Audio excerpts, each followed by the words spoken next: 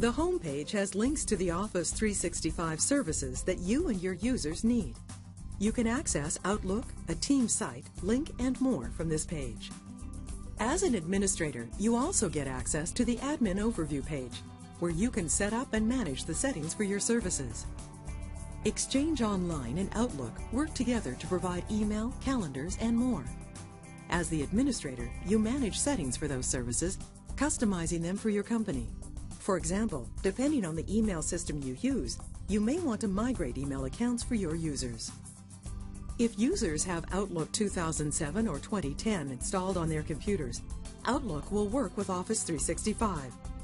Users without Outlook can use Outlook web app from any supported browser.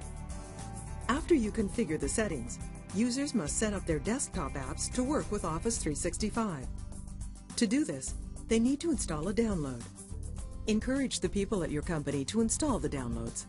Without them, they can't use Lync Online or set up their desktops to work with Microsoft Office applications. Back on the Admin Overview page, SharePoint Online is where you manage settings for the team site that Office 365 has created for you. For example, giving groups or individuals access to a site or creating new intranet or extranet sites. And under Lync Online, you manage your company's settings for instant messaging, online meetings, desktop sharing, and more. For example, you could add the domain for a customer's company so that your people can have online meetings with them. Or you could block users from communicating with someone at a competitor's domain. If users already have Office applications such as Microsoft Word and Excel installed on their computers, those apps will work automatically with Office 365 after a simple download.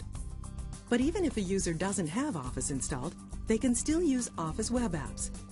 Office web apps are provisioned automatically as part of SharePoint Online. After you've set up the services, you can keep an eye on them.